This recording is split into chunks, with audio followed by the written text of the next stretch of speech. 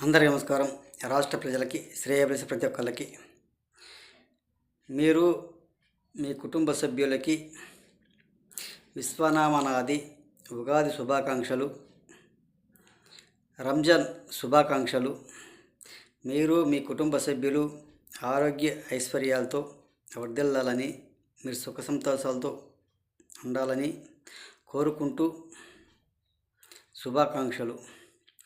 మరి యాంకర్ శ్యామల ప్రతిపక్షం లేని పార్టీ, ఓడిపోయిన ఎమ్మెల్యేలు కూడా లేరు, 11 సీట్లకే పరిమితమైన ఎమ్మెల్యేలు.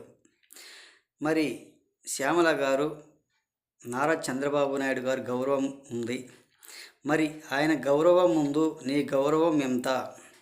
మీరు మాట్లాడేటప్పుడు పద్ధతిగా ఉండాలి.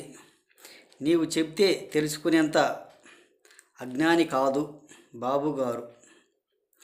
ఆయన మంచి కోరుకునేవాడు రాష్ట్ర ప్రజల మొత్తానికి, అందరికీ. కానీ చెడు కోరుకునేవాడు కాదు. అసలు సిసలైన రాజకీయ నేత, రాజకీయం బాగా తెలిసినవాడు.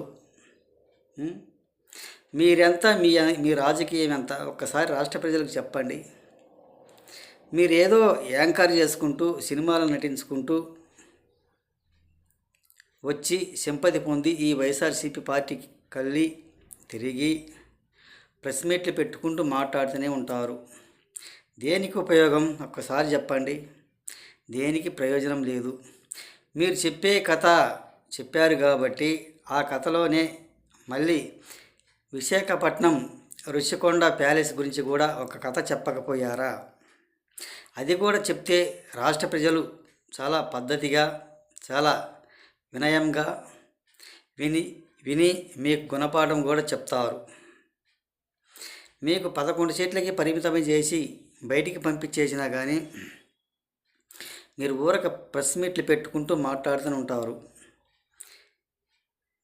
దానికి తప్ప దేనికి పనికొచ్చే వాళ్ళు మాత్రం కాదు అని తెలియజేస్తూ, ఏది ఏమైనా మీరు సింపతి పొందడానికి కానీ మీ పార్టీ అధికారంలోకి రావడానికి మాత్రం కాదు.